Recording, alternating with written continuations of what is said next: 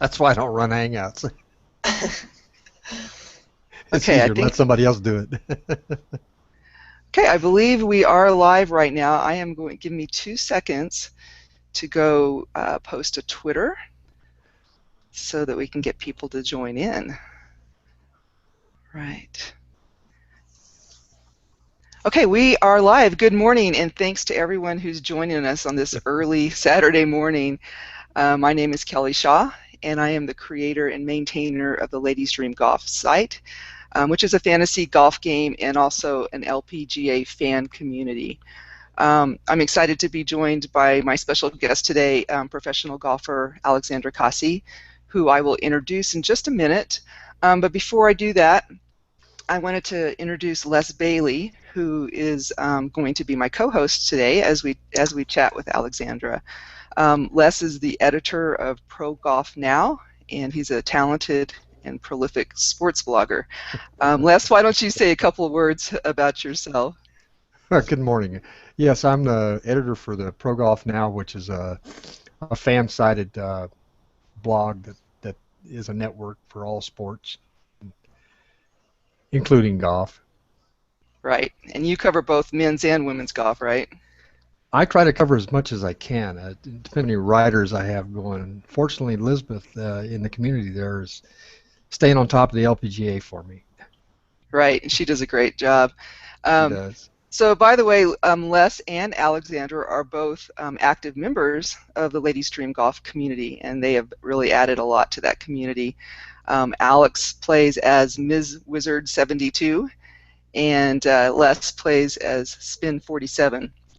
So, so without further ado, I'd like to introduce Alexandra. Alexandra is a professional golfer, currently playing in her third year on the Symetra Tour. So, Alex, why don't you just give us a quick introduction to you and a little bit about your background? Hey, good morning. From East Palestine, Ohio, and this is my third year as a professional. I'm on the Symetra Tour, which is the tour that's below the LPGA. And I've kind of been starting at the bottom and moving up the ranks. The dream is to play full-time on the LPGA. So I've become really involved with the Kelley Shaw's Ladies Dream Golf community. I'm an active player on there, active on the message boards. And Kelley Shaw was nice enough to sponsor an event that was about a month and a half ago. And she's been following my progress and still supporting me. So we're here today to catch up a little bit on what's transpired in the last about month and a half. Great, yeah. So I think the last time we got together to chat on one of these Google Plus Hangouts was the beginning of June, and you were preparing for the Decatur Forsyth Classic in Decatur. I know you played in that tournament as well as several others. So why don't you just bring us up to date, let us know what tournaments you played in, how you did, and any adventures you may have had along the way. Sure. There's kind of classify it into two different trips. The first trip was, I think I played 4 events in 3 weeks, and then I had 3 weeks on the last 3 weeks. So we'll start with the tournament that you sponsored, Kelley, which was Decatur. I played pretty solid there. I didn't really make a lot of putts. I didn't really make a lot of mistakes. I didn't really do anything. I think of 74, 71, 73. And it was the first cut I made this year, so it was kind of a nice start. Didn't finish where I wanted to, but it's always nice to play on Sunday. And I think that when you picked me up for that tournament, I feel like it was like everybody that was on that community and yourself were kind of behind me, and it gave me a different mindset. It was, I knew everybody else was watching a little bit. It wasn't just me out there. I don't know if that sounds strange or not, but I think it helped me in a way that you sponsored that week. And from there, I was hoping to get into the South Bend tournament, which was also a Symetra event, but I was one person short. That event had a lot more money in it, so some of the LPGA players came and played it, and so I didn't get in. And then we went to Crystal Mountain Golf Club, which was in Cadillac, Michigan. It was for the Michigan Women's Open. And it was kind of just a last-minute thing. I didn't get into South Bend, and I said, hey, I might as well go and play that event. I heard it was a wonderful event. So I ended up finishing 7th there. I gave myself a shot every day. I think I shot 71, 76, 69, and made a good check there. So that was a good feeling, even though it wasn't a Symetra event. I mean, even when you shooting 2 out of 3 rounds under par in a golf tournament, things were going in the right direction. And then right from there, we went up to Harris, Michigan, to a golf course I really like, Sweetgrass. It's a wonderful venue. And I didn't have a real good showing there. I think maybe I was a little bit tired. We got there the day before the tournament started, and I think I had myself a little bit run down, maybe mentally, so I learned something maybe I tried to do a little bit too much on that trip, because I'm so, I'm going 120% on the golf course mentally, and, just my, a little bit of my personality, maybe it was a little bit too much for me, but that trip ended, and I felt like that trip was very successful. I made money, which is always good. I didn't go in the deficit on that trip. So I had a week off after those 3 events, and then we did like a New England swing. It went from Albany, New York to Concord, New Hampshire, and to Syracuse. And I didn't make any of the cuts, and that's very depressing. I started out every first round shooting around 80, and once you do that, you basically put yourself behind the 8 ball. You've got to shoot a number the next day to make the cut. And I don't know if it was just strategy.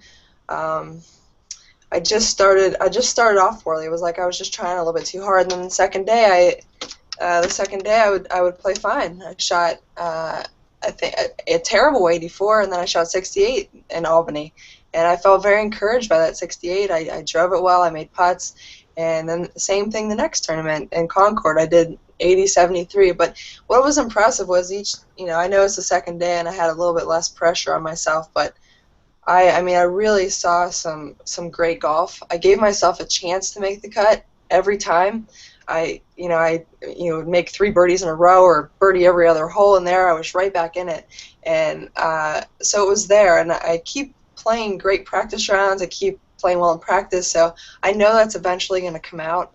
I revert back to not having enough money all the time, and just the uncertainty of not knowing whether I'm going to play. My parents have filled in a lot for what to make up each week. We had a bit of a car trouble, and where was that? I think it was last week in Syracuse. We took the dogs to a park, and I didn't bring my wallet. I wasn't driving, and I didn't bring my phone for some reason. I just said, we're just taking the dogs for a walk. I don't need to bring anything. So we got to the park. We walked the dogs for about 45 minutes. They're hot. They're tired, thirsty, and car won't start. And so my boyfriend did about everything he could think of under the hood, and we still couldn't get it started. And we're about 4 or 5 miles from the hotel, so it starts to cross my mind that we're going to have to walk back to get my credit card or something, to get the car towed. There happened to be a car place right across the street, and we walked across. They said they could fix, it was a starter that went bad, so we had to get a whole new starter. Meanwhile, we still have no way of getting back to the hotel, so we went and we talked to Parks and Recreation, and there was a fellow there that was kind enough to take some time out of his day. He had to clock out, took us back to our hotel with our 2 dogs in the car, so 2 of us, 2 dogs. He's got a truck, we're just in the front of the cab, and he I don't know his name, but if he's watching, thank you very much for taking us back, because I don't know how, I don't think my little schnauzer could have made it 5 miles back to the hotel. So, yeah, those are the types of adventures you run into a little bit. But yeah, I got in the car and I said, I hope you're a dog person. And he kind of looked at me. He's like, I don't have any pets. And I said, oh, no, because we're all stuffed in the car. And he says, but I do have bees. He says, I'm a beekeeper. So Oh, wow. after he said that, I said, all right, he's all right, because we buy local honey from somebody in Ashland, Ohio, where we appreciate, people keeping that business going. So, yeah, I'm hoping actually that this broadcast will bring myself to attention again. I mean, I don't like to say, poor me, I don't have any money. Everybody else does. But it's just, unfortunately, golf is a money game, and if you can't travel to the events, if you can't get the right equipment, you know, it's hard. So I'm hoping that somebody sees this broadcast today and wants to at least get me through the season or to Q school. So. Yeah, and one thing, before we start asking you some more questions, Alexandra, one thing I wanted to point out that, for the lesser known players, those on the Symetra Tour, getting full-time sponsors, I'm assuming is a little bit more difficult. And it just individual fans like myself and other fans out there can really make a difference. And I just wanted to point that out, that that not everybody gets to be on big break or has those big backers. So Les, I want to give you a chance to jump in, and what questions do you have for Alexandra? Well, the first one, as being a golf fan, I want to know who's the most famous golfer you've played with or met on the tour. Well, actually, it probably wasn't even on the Symetra Tour. The Suncoast Tour, which is a mini tour that's run in Orlando, I've gotten to play with Maria Horth. She's probably the most famous that I've played with. I played with her in 2011, and she plays that tour all the time. Yeah, I'd have to say. Have you gotten to meet? Now, have you gotten to meet some of the big names on when they come down to play on the Symetra Tour? As far, I've been at Reunion and I've seen Annika Sorenstam, but I've never met her. I haven't. No, probably. Maria Horth is probably the biggest name. Anna Nordquist frequents that tour. I played with her in 2012. I have to say I think she's higher up on the world ranking now than Maria. Maria's not been playing as well as she's capable of, I don't think. But those two are probably the only ones I've played with. Very good. Go ahead, Les. Why don't you go ahead and ask another question? Okay. What kind of problems do you have in trying to pick up sponsors? Well, I think that originally I was spoiled. I had worked for Tony DeToro and Phil Accordino is his business partner now. And my first year and a half, I didn't have to worry about money too much. They were full-time sponsors for all of 2011, which I think that's why I look back and say, man, I really didn't really know what I was doing, didn't hit the ball as well as I do now, but I made, I kept my card. I did a little bit better on the Symetra Tour, probably because I wasn't worried about whether I was going to play the next week. But unfortunately, their business took a hit from the government in 2012, and they couldn't do it any longer. And we keep in touch, and they hope to reunite the sponsorship. But like Kelley said, I'm not full time on the LPGA. Most people don't know what the Symetra Tour is, and it's girls golf, and I hate to say that, but it's not as big as men's golf. There's a guy in the area that's from Warren, and he's on the PGA Tour now, Jason Kokrak, and he's now sponsored by Cavelli Enterprises. And Cavelli is from around here, and I've tried to write. I've emailed, I've called, I've sent packets, but I can't get in touch with the right people, and I think that would be a great sponsor. But unfortunately, women's golf, I don't think there's. I think that that's what holds back some people, and it's a lot of money. I think once people hear how much it costs to travel each week, and what it is for the long haul, full sponsorship, they're not so apt to. That's why I've been trying to just go week by week instead of for a year. A year sponsorship could be anywhere from $35,000 to $60,000. So when people hear that, they're totally turned off. So I think if I can go week to week rather. Well, I attended an LPGA event in California back in the late 80s, and there was like 150 girls showed up on Monday for 3 spots to get in the tournament. Yeah. So is it still that drastic, or is there more now? Yeah, actually, the Monday qualifiers this year in 2013 have been jammed. seems like everybody's trying to get in. A lot of girls that don't have good status on the Symetra Tour are trying to get in and play in the LPGA events. I mean, I've been to events where I think in 2012 there was only about 15 girls in Mobile, Alabama. Now, 15 for 2 spots, I'll take my odds on that. And Yeah, this year when right. I qualified at Kingsmill, I think there were about 30 girls. But the bigger events like the Donnelly Cup in Phoenix, I think there were like 90 girls. So yeah, it's still pretty competitive. I mean, once you play in an LPGA event, you realize what the big deal is. You realize that you really want to get off the Symetra Tour and get on the regular tour. So I think that girls are realizing how nice it is out there. Well, do you have to qualify for events on the Symetra Tour, or you just show up and play? Well, you have to go through Q School to have any status out on the Symetra Tour, and it's actually, people don't realize Symetra Tour. It's just they could think of it like a mini tour, but it's not. There's a lot of good talent out there, and it's really hard to get a card out there. There's a lot of good girls this year haven't gotten in any tournaments because their status wasn't good enough from Q School, and it's a tough process to get on the Symetra Tour. You got to think that 144 girls are playing on the LPGA every week. Those are the best in the world, and then you've got the next 144 girls that are the best in the world, and that's the Symetra Tour. So you got to can't think of it as it's just a little tour, the Symetra Tour. It's actually the next best group of girls that I mean, obviously there's the LET and there's the Japan has a ladies tour, but it's very competitive.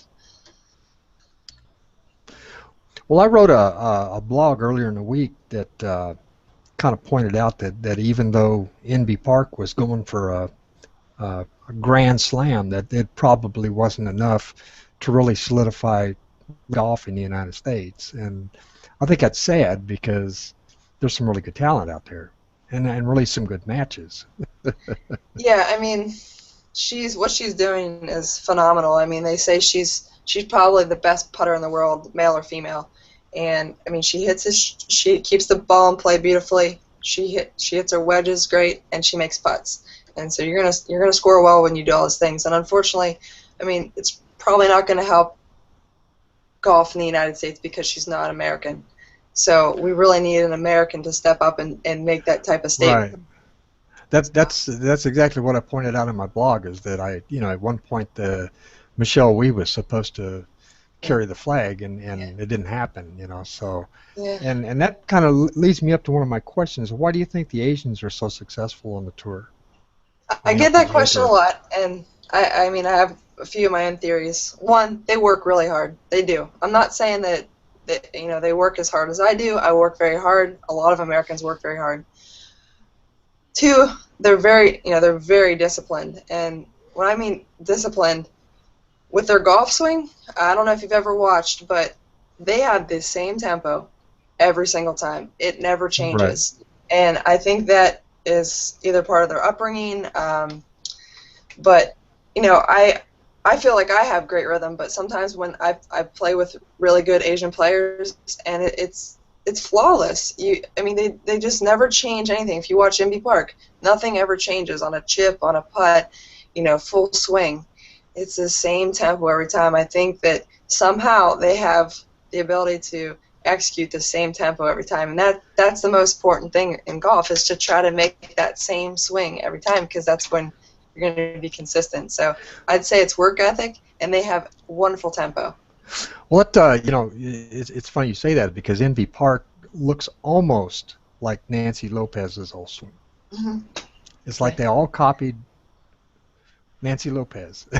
Yeah, she's got that really slow takeaway, which and it almost stops at the top, Yeah, I don't. Everybody has their own tempo, but she definitely has very slow, and I think she hits a little cut, which in golf, the good golfers, once they get to a certain level, they realize that you can't really control a draw or hook, and that's what I've started to learn as of lately. I really fixed my swing path, and I was able to draw the ball a lot easier. But now you play with a good player that hits little cuts all day, and it makes it look very easy, and that's what Inby does. She hits a cut with her driver. She hits little cuts with her irons, and that's that's kind of how golf. That's how Jack Nicklaus played. So. Well, Jack Nicklaus spent many hours watching Ben Hogan, and that's why he watched Ben Hogan, is to learn how to draw So how to you hit don't that want to little hook the ball. fade. That's right. Yeah. You can't control a hook. That's So, always been what's his name? The Johnson, the little Johnson that won the Zach Masters in Johnson? 2007. Yeah, Zach Johnson. Zach. That's all. Zach can't hit a he can't hit a That's all cut. he That's hit. why. Yeah, he hits rope hooks and he holds them off. Yeah, Yeah. that's a good friend of my boyfriend's was when they were on the mini tours and on Nationwide, and yeah, that's all he hits. But he controls it and it works for him, and obviously he has an extraordinary short game. As long as the golf course is set up for that. Yeah, yeah. I don't know what he does on left to right holes, but He misses cuts. That's what he does. so Alexandra, I want to get back real quick to before we run out of time. I wanted to ask you about what's left for you in 2013. I know there's 4 more Symetra Tour events. What is your current standing, and what do you need to do to ensure that you are playing somewhere next year? Sure. Well, there's 2 different routes, and this is sort of like an emergency shout out because next week we have an event in Palm Harbor, Florida. That would be the first event of the last 4 left on the Symetra Tour.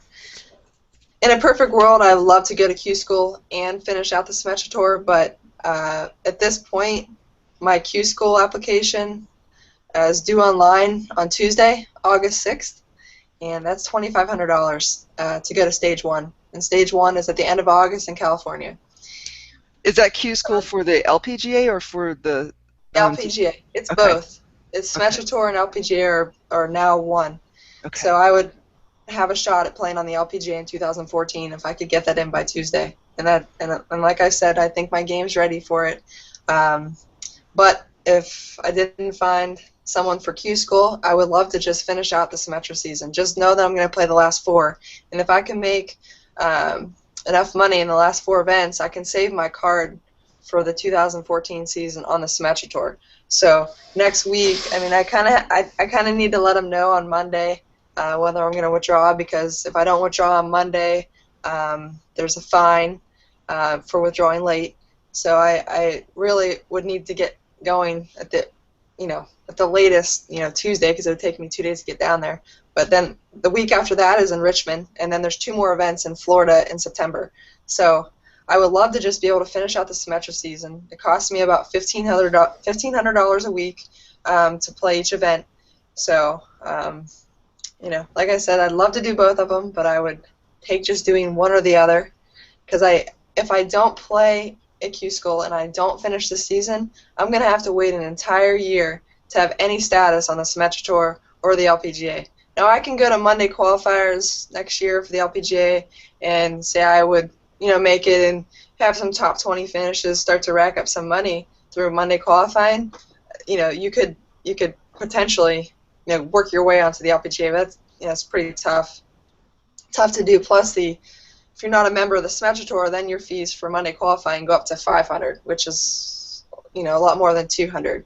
So, yeah, I'm really in a sticky situation right now. I would hate to have put all this work in, and I mean, I've gotten better every year, and then I have to kind of start from the bottom again. It's like starting over, not having any status again. So that's crazy. So yeah, love to play the last 4 events, or go to Q School. So I keep thinking everything happens for a reason. So I'm not going to stop. I might have to take, if nobody steps up, I might have to take a job for a year, and I'm going to stay in golf. I'm going to still play, probably be in Florida, try to take a job and play the mini tours again. But, it kind of breaks my heart because I just come so far, and I really feel like I'm ready to be out there. So yeah, that's okay, where I'm at. So if anybody wants to get in touch with Alexandra, she's on Twitter at Alexandra Casi, all one word. And so please don't hesitate to reach out to her if you're interested in helping her out. Before the next thing I want to do is get to some prizes that we're going to give away for some of the Ladies Dream Golf folks who helped out, who helped sponsor Alexandra for the Credit Union Classic. Before I do that, Les, did you have a last question that you wanted to add? No, that's fine. I'm good. Okay, great. So what we did, I think it was 2 weeks ago, we put up kind of a donation page on the Ladies Dream Golf website and put the call out to the players on that site to kind of chip in for Alexandra, and we got some good response from that. I was really happy that the fantasy golfers participated, and so what we were offering to people who were willing to donate was a chance for a couple of prizes. And so the first prize is for those who contributed over $100, and we actually had 3 people who were generous enough to do that, and they are going to get the winner of the drawing is going to get a video swing analysis with Alexandra, as well as a golf cap autographed by Alexandra. So I gave Alex the names so that she can draw, so it's completely fair, and she is going to draw the name of the person who gets the golf swing analysis. All right, I've got them already here in a hat, so I'm gonna knock it around. And we've got Liz Bethel. All right. All right. We all know Liz. She's actually a great blogger as well and plays on Ladies Dream Golf. So I think she said she was golfing this morning, so we'll have to let her know later, Les. And then the second prize was for people who contributed in the $50 to $99 range, and there was actually only one person who fell in that category, and that was Leanne Lloyd. And so she will get a autographed golf cap from Alexandra. So again, thank you to everyone who helped out with that. It was great fun, and it did help Alexandra be able to go to that particular tournament.